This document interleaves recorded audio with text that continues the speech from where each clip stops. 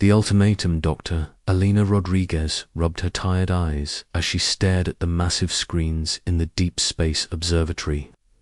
She had been working for 18 straight hours, but sleep was the last thing on her mind. The readings on her instruments showed something that should have been impossible.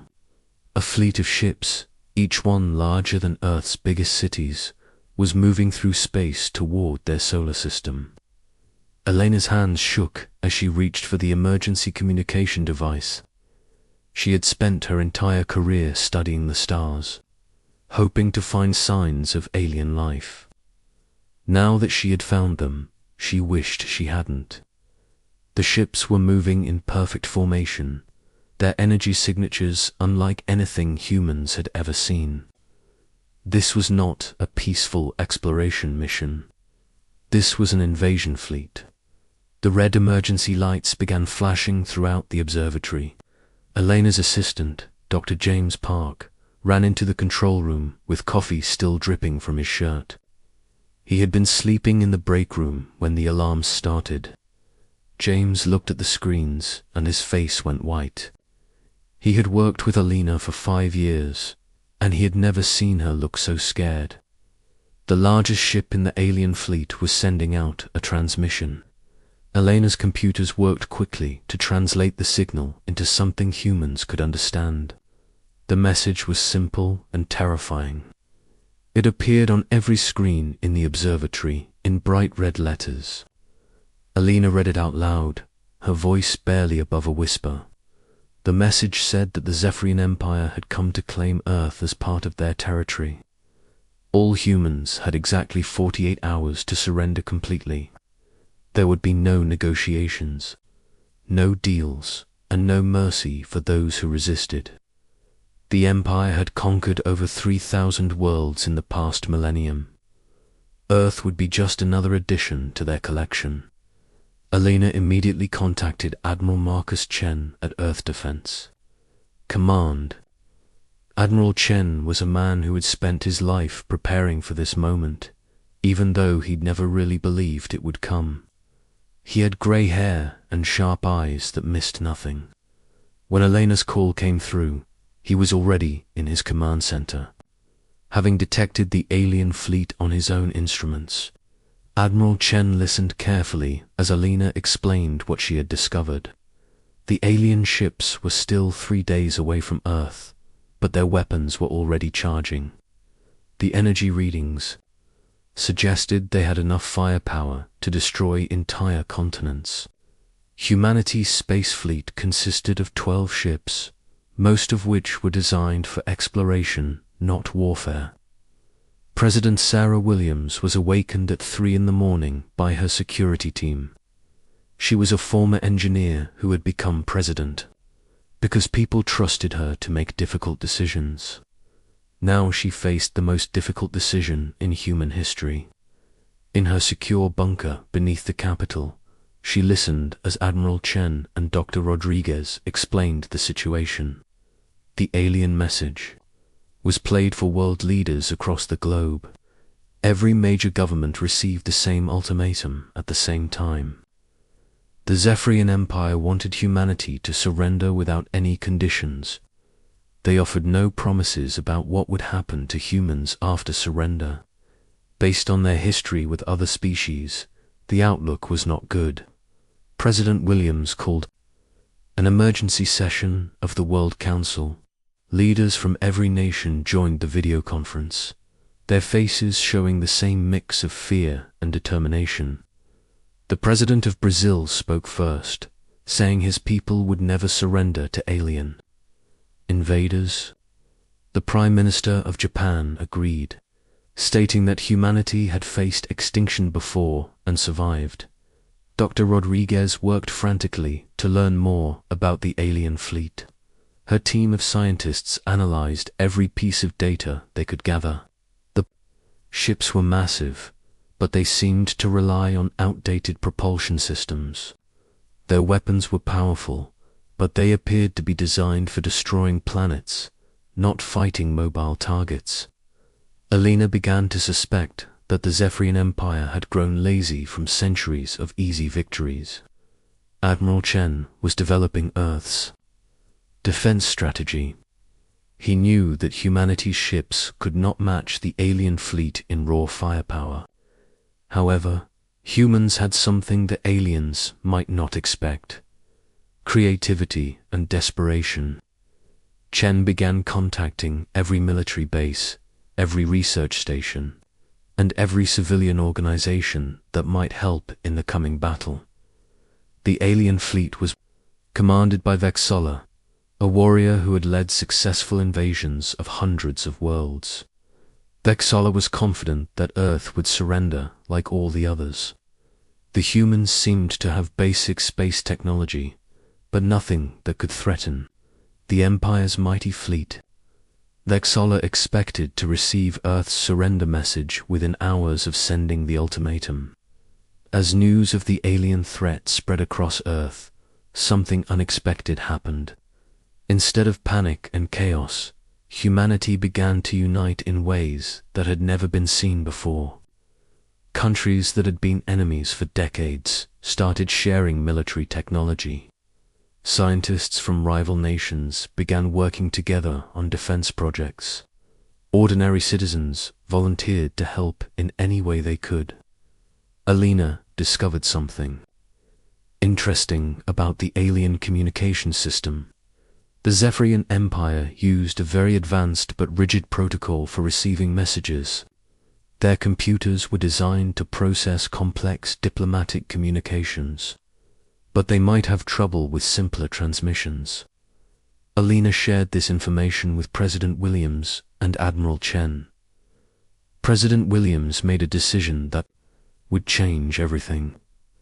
Instead of sending a long diplomatic response to the alien ultimatum, she decided to keep humanity's answer short and direct.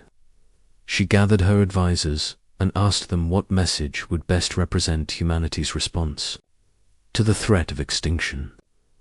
Admiral Chen suggested telling the aliens about Earth's military capabilities, hoping to convince them that an invasion would be costly. Dr. Rodriguez wanted to send scientific data, showing that humans were intelligent and worth preserving.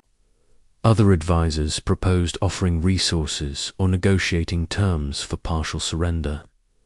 President Williams listened to all the suggestions, but she had a different idea. She believed that humanity's strength came not from complicated strategies or advanced technology, but from something much simpler. She walked to the communication console and began typing a message that would be sent to the alien fleet. The message was only 3 words long, but it carried the weight of humanity's entire history. It spoke of every battle humans had fought against impossible odds. It represented the determination of a species that had climbed from caves to stars in just a few thousand years. President Williams looked at the message one more time before sending it. The transmission traveled through space toward the Zephyrian fleet. On the command ship, Vexala was expecting to receive Earth's surrender. Instead, the communication officer looked confused as he read the human response. The message was so simple that the alien translation computers had trouble processing it. When the translation finally appeared, Vexala could not believe what he was reading. The message from Earth contained just 3 words: "Come and try."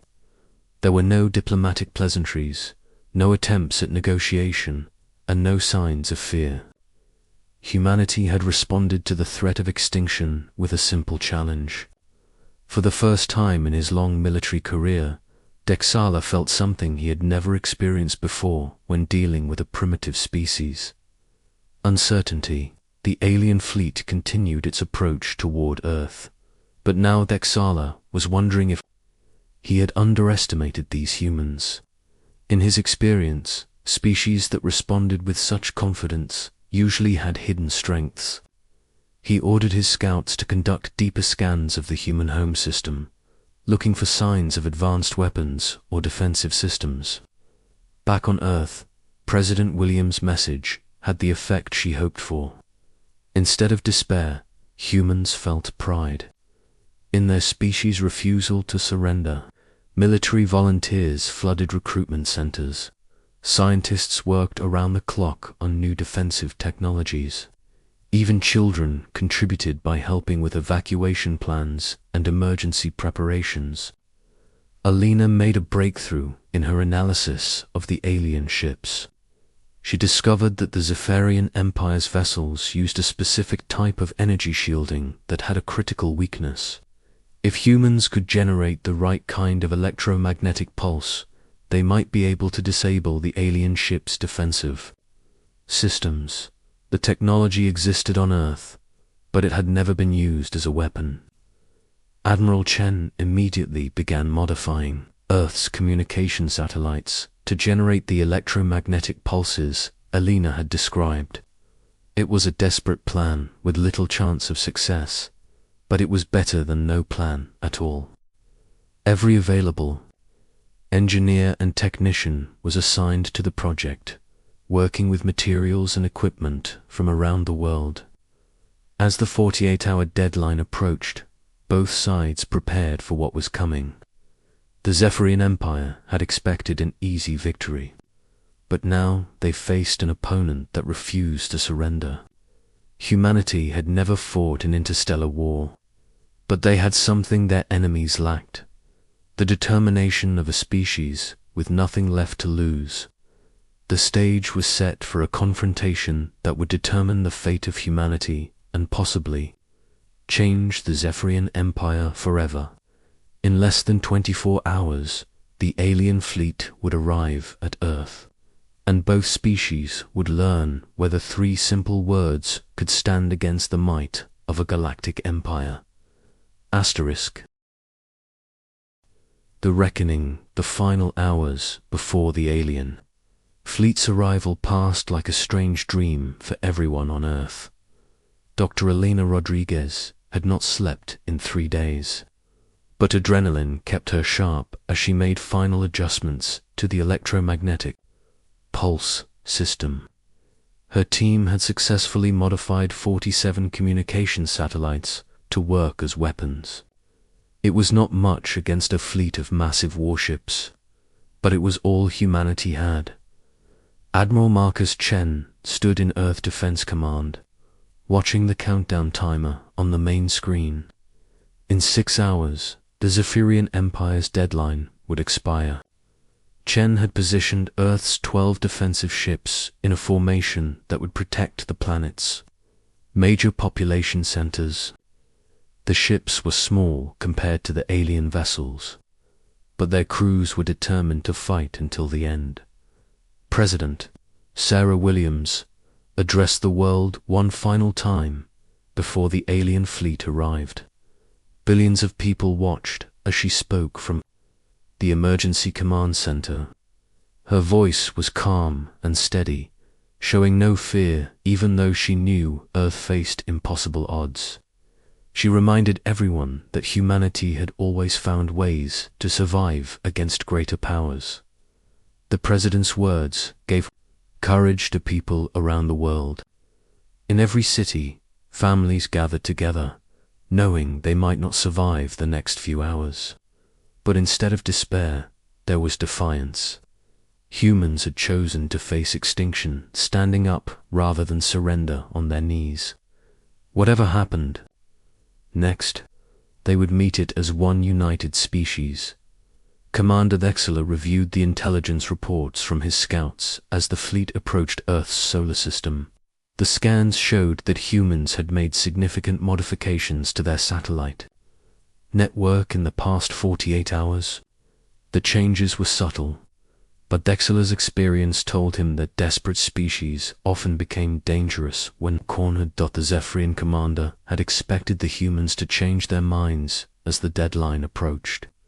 Most species begged for mercy once they realized the Empire's power was real. Instead, Earth had gone silent after sending their 3-word challenge. No additional communications had been received, and the planet appeared to be preparing for battle rather than surrender. Alina made one final discovery that changed everything. While analyzing the alien ship's energy signatures, she noticed something strange about their formation. The vessels were not just traveling together, they were connected by invisible energy fields that linked their power systems. If one ship lost power, the others could compensate. But Alina realized this connection could also be a weakness. The electromagnetic pulses from Earth's modified satellites would not be strong enough to disable the alien ships individually. However, if the pulses could disrupt the energy connections between the vessels, the entire fleet might experience cascading system failures.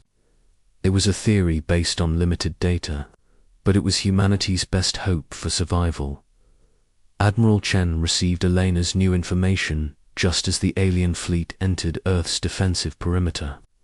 The Zephyrian ships were even more impressive up close, each one gleaming with advanced technology that humanity could barely comprehend. But Chen focused on their formation, noting how the ships maintained precise distances from each other. Vexilla opened a final communication, channeled to Earth as his fleet took attack positions around the planet. He expected to receive humanity's surrender, but instead, he heard President William's voice speaking with the same calm confidence she had shown throughout the crisis. Her words were simple but carried a weight that surprised the alien commander. President William spoke directly to Dexter, addressing him by name and rank, which the aliens had not provided in their original ultimatum. Elena's team had analyzed the alien communications and decoded their military structure. This small detail showed Dexter that humans were more capable than he had assumed. The president's message was brief and direct. She acknowledged the Zephyrian Empire's power and their history of conquest. However, she explained that humanity had a different history. Humans had never surrendered to extinction, whether it came from ice ages, plagues, or wars. They would not start surrendering now, even to a galactic empire. Dexter was impressed, despite himself. In 800 years of conquest, he had never encountered a species that maintained such composure while facing annihilation. Most civilizations collapsed into chaos long before his fleet arrived. The humans were clearly terrified, but they had channeled their fear into unity and determination. The alien commander made his final demand for surrender, warning that his ships would begin bombarding Earth in exactly 1 hour. He offered the humans one last chance to reconsider their decision. The response came immediately, broadcast on every frequency the aliens were monitoring. It was the same 3 words humanity had sent before: come and try. Alina activated the modified satellite network as the alien ships powered up their weapons. The electromagnetic pulses were invisible to the naked eye, but their effects on the Zephyrian fleet were immediate and dramatic. The energy connections between the ships began to fluctuate, causing power irregularities throughout their formation. Vexilla's command ship experienced its first system malfunction in decades as the electromagnetic interference disrupted its energy grid. Similar problems appeared across the entire fleet as the carefully balanced power network began to collapse.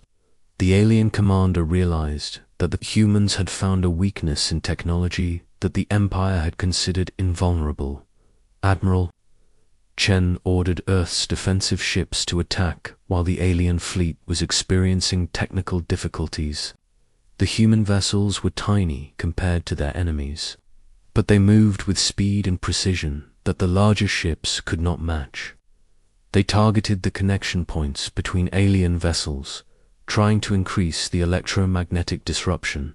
The battle that followed was unlike anything either species had ever experienced. The Zephyrian Empire's ships had overwhelming firepower, but their systems were unreliable due to the electromagnetic interference. Earth's vessels were fragile, but they fought with desperate creativity that confused the alien tactical computers. Alina watched the battle from her observatory, making real-time adjustments to the satellite network based on the aliens' responses. She discovered that the Zephyrian ships had automatic systems that tried to adapt to the electromagnetic pulses. However, these systems were designed for known threats, not for the chaotic interference patterns that Alina was generating. President Williams remained in communication with world leaders as the battle raged in space above their planet. The alien ships were firing on Earth's major cities, but their targeting systems were affected by the electromagnetic interference. Many shots missed their intended targets, reducing the destruction significantly. Dexter found himself fighting a type of warfare he had never encountered before. The humans were not trying to destroy his fleet through superior firepower. Instead, they were using his own technology against him, turning the Empire's advanced systems into weaknesses. It was a strategy that required deep understanding of alien technology and incredible courage. As the battle continued, something unexpected happened. The electromagnetic interference began to affect the alien ships' communication systems, causing them to lose coordination with each other. Ships that had fought together for centuries suddenly could not share tactical information. The perfect formation of the Zephyrian fleet began to fall apart. Alina realized that the aliens' greatest strength was also their greatest weakness. The Zephyrian Empire had conquered so many worlds that they had become overconfident in their technology. They had never faced an enemy that could turn their own advanced systems against them. Humanity's desperation had led to innovations that the Empire had never imagined. Admiral Chen saw an opportunity as the alien formation collapsed. He ordered all remaining Earthships to focus their attacks on Vexillar's command vessel. If they could disable the fleet commander's ship, the other vessels might lose coordination entirely. It was a desperate gamble, but the entire battle had been one desperate gamble after another. The final phase of the battle lasted only minutes, but it felt like hours to everyone involved. Earth's ships managed to damage Vexillar's command vessel severely, while the electromagnetic interference caused cascading failures throughout the alien fleet. Several Zephyrian ships lost power completely, drifting helplessly in space. Dexter made a decision that shocked his own crew. Instead of continuing the attack, he ordered his fleet to withdraw to a safe distance. The commander had realized that the humans were not the primitive species he had expected. They had turned a hopeless defensive battle into a strategic victory.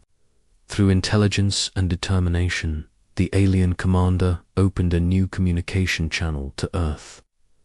But this time, his tone was different. Vexillar spoke with respect rather than arrogance as he addressed President Williams directly.